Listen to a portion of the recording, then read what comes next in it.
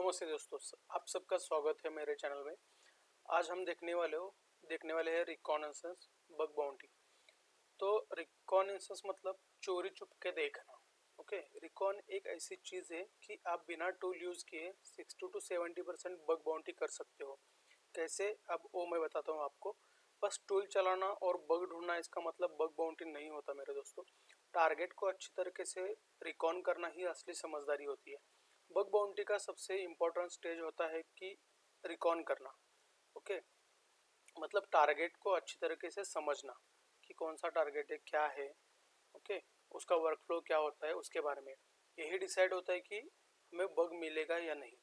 तो आगे बढ़ने से पहले मैं आपको सभी को रिक्वेस्ट करता हूँ कि मेरे चैनल को सब्सक्राइब करो और अपने दोस्तों को भी भेजो ताकि वो भी इसका ज्ञान ले सके। तो चलिए देखते हैं। तो टारगेट को समझना, फर्स्ट पॉइंट जो है अपना टारगेट को समझना। पहले हमारे टारगेट को समझना ज़रूरी है। डायरेक्ट टारगेट देखा नहीं और टूल यूज़ करके करना स्टार्ट कर देते हैं आजकल। लेकिन हमें ऐसा नहीं करना है। तो हमें करना क्या है, तो ये प्रोडक्ट करता क्या है, मतलब वो वेबसाइट जो है उसका एक्चुअली वर्क क्या है, वो किस बारे में वो वेबसाइट बनी है। ओके, तो उसका वर्कफ्लो क्या है, उसका वर्कफ्लो क्या है, इसका मेन यूज़र कौन है, यूज़र टाइप्स क्या है उसके। ओके, उस पर यूज़र अवेलेबल है, मतलब यूज़र रजिस्टर कर सकता है, नहीं कर सकता है, कोई एडमिन पैनल है, नहीं है, इस पर डेटा जो है वो सेंसिटिव है या नॉर्मल डेटा है, मतलब उसका अगर हैकर को कुछ फ़ायदा होता है, मतलब वहाँ पे डेटा बेस में डेटा किसी यूज़र का स्टोर हो रहा है, नहीं हो रहा है, उसके बारे में हमें जानकारी लेनी है। Web app, mobile app, API क्या क्या है इसमें, मतलब सिर्फ वेब ऐप ही है या उसका मोबाइल ऐप भी है, या कहीं पे इसका एपीआई भी दिया हुआ है, या किसका एपीआई, किसी और का एपीआई यहाँ पे यूज़ किया हुआ है, उसके बारे में भी हमें देखना है। तो वेबसाइट को पहले नॉर्मल यूज़र की तरह यूज़ करो, मतलब जब हम बग बाउंटी नहीं करते थे तब हम एक वेबसाइट ओपन करके एक नई कोई भी एक वेबसाइट ओपन करके हम क्यूरियोसिटी से देखते थे कि इस पॉइंट पे क्या हो रहा है, मतलब इस टैब पे ये टैब ओपन करने के बाद क्या हो रहा है, और लॉगिन टैब ओपन करने के बाद क्या हो रहा है, मतलब वहाँ पे लॉगिन फंक्शनिंग कैसा आ रहा है, साइन अप फंक्शनिंग कैसा आ रहा है, उसके बारे में हमें देखना है।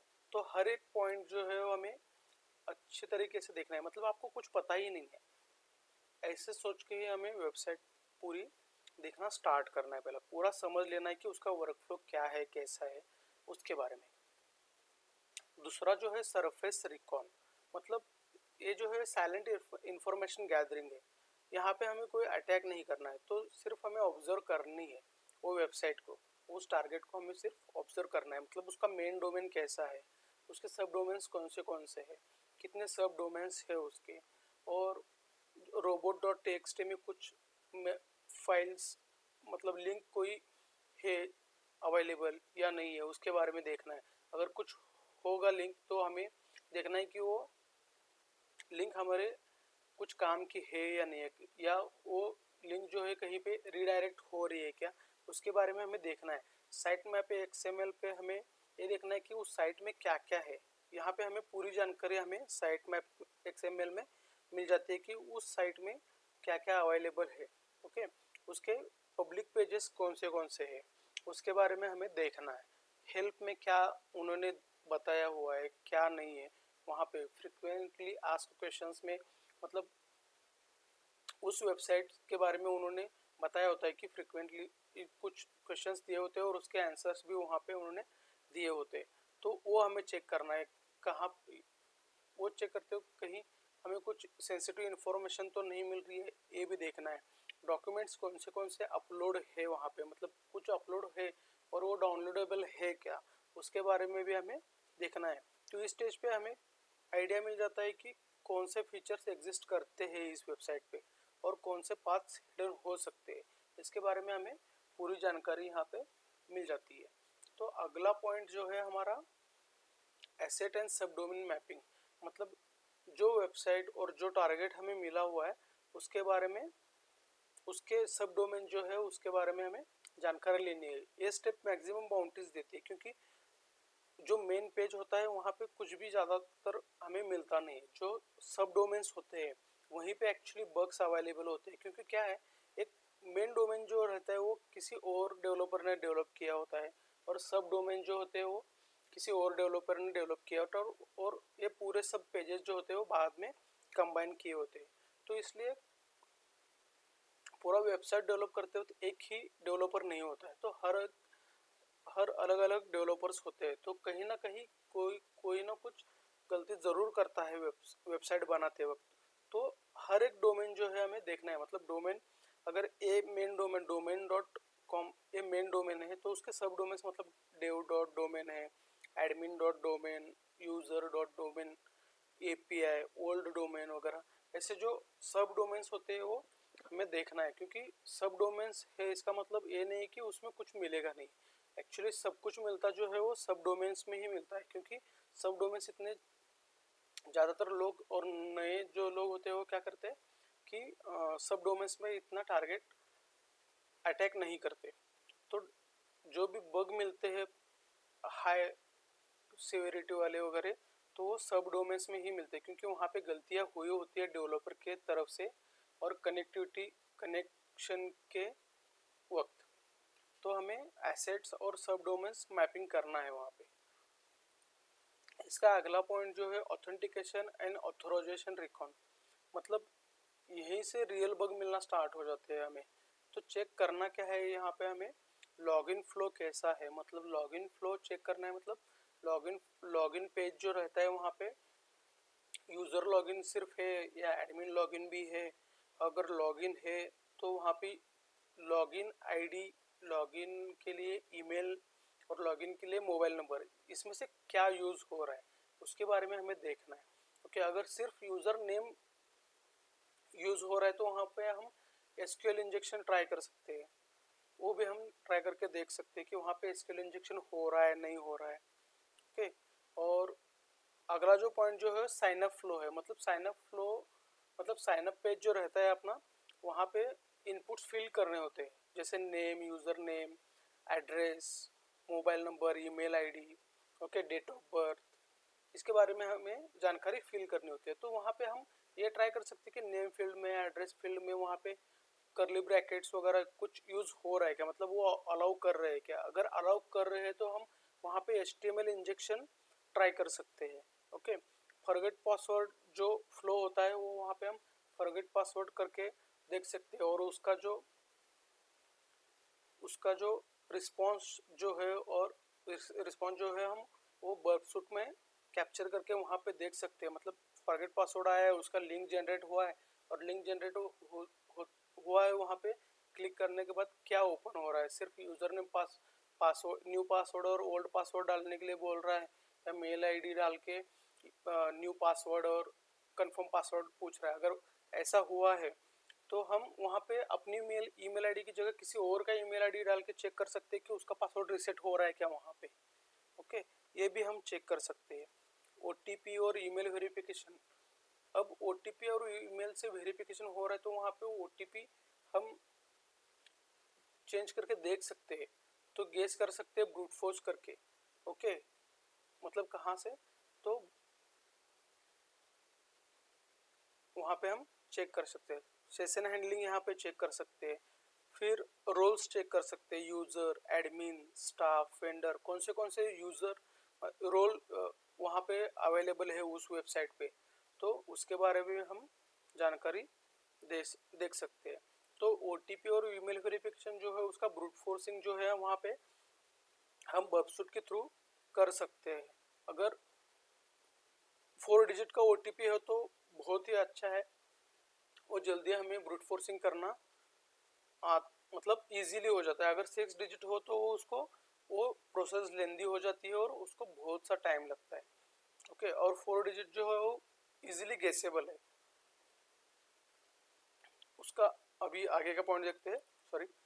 तो यहाँ पे बग बाउंटी अंडर टेस्ट का करता क्या है कि क्या यूज़र एडमिन और एंड पॉइंट्स यूज़र एडमिन के एंड पॉइंट्स देख सकता है क्या, आईडी चेंज करने से दूसरे का डेटा मिलता है, ये हम यहाँ पे चेक करते हैं। तो यूजुअली यहाँ पे ऐसा अगर कुछ हो रहा होगा तो आईडोर, ब्रोकन एक्सेस कंट्रोल और प्रिविलेज एस्केलेशन के जैसे हमें बग्स मिल सकते हैं। कहाँ पे? या लॉगिन फ्लो, यूजर एडमिन, ये इसका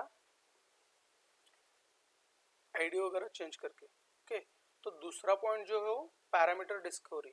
ये पूरा साइलेंट वेपन है, मतलब यहाँ पे हमें बहुत पेशेंस से काम करना होता है, क्योंकि ये यहाँ पे बहुत सेंसिटिव डेटा हमें मिल सकता है और यहाँ मैन्युअली ही वर्क किया जा सकता है। यहाँ पे हम ऑटोमेशन टेस्ट नहीं करते।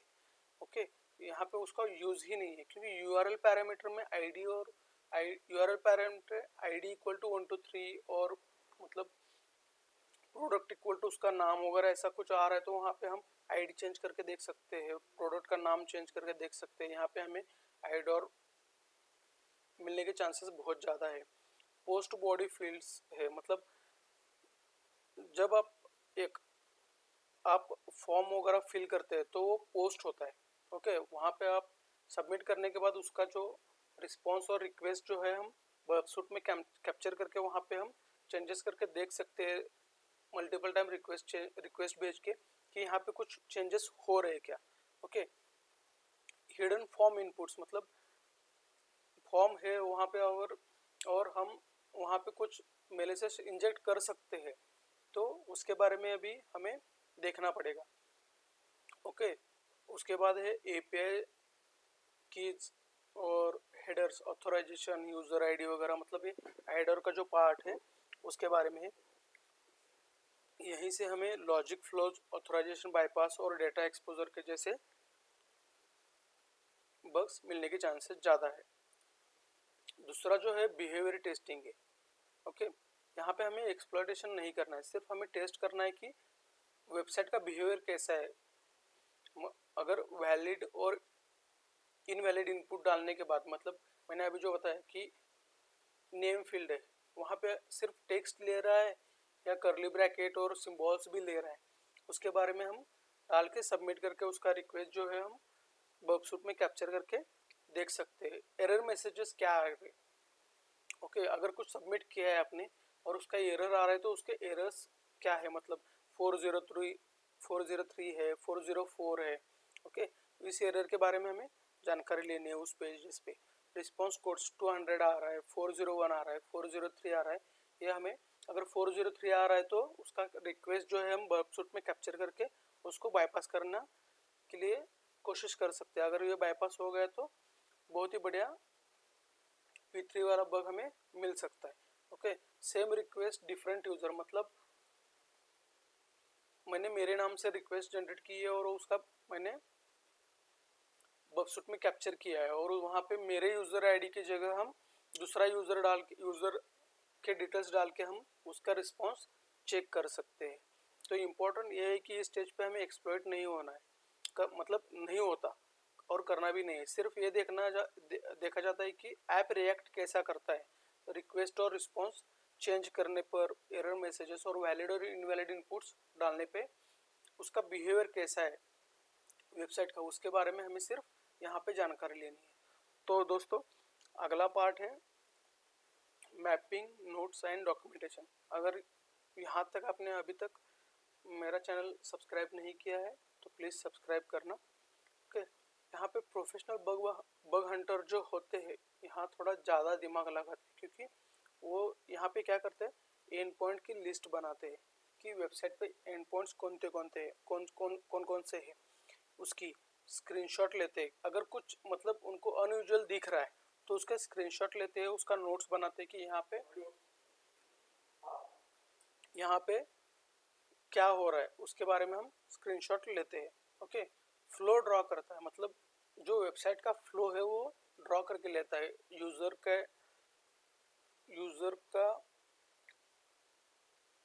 यूज़र कैसा वर्क कर रहा है, यहाँ पे एडमिन कैसा है और बाकी के यूज़र्स है क्या वहाँ पे, और किस पॉइंट पे क्या ओपन हो रहा है, कहाँ पे रीडायरेक्ट हो रहा है उसके बारे में। और उसके बाद इंटरेस्टिंग पॉइंट्स होते हैं वो भी नोट्स कर लेते हैं, क्योंकि बग तब मिलता है जब दिमाग को क्लियरिटी होती है कि पूरे वेबसाइट कैसा वर्क कर रहा है, कहाँ कहाँ पे क्या है। ओके, किस पेज पे क्या ओपन हो रहा है, क्या टैब ओपन करने के बाद कहाँ पे रीडायरेक्ट हो रहा है। अगर इसका पूरा लेखा चिट्ठा अपने पास होगा तो हमें इजीली बग मिलने के चांसेस ज़्यादा है। दूसरा पॉइंट देखते हैं हम आगे का। अभी रिकॉन का बात चल रहा है, मतलब यहाँ पे दो टाइप के रिकॉन्स अवेलेबल है, मतलब पैसिव रिकॉन और दूसरा जो है एक्टिव रिकॉन।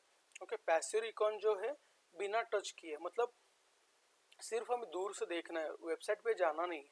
ओके, वेबसाइट के बाहर से उसको देखना है, गूगल डॉकिंग करके उस वेबसाइट के बारे में डिटेल्स लेने हैं, वहाँ पे कुछ सेंसिटिव डेटा मिलता है क्या, हमें उसके बारे में चेक करना है गूगल डॉकिंग से।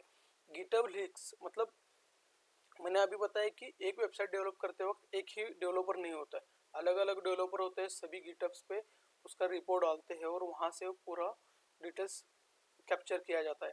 तो डेवलप करते वक्त अगर कोई लॉगिन पेज डेवलप कर रहा है तो उसके बारे में वहाँ पे उसने कोई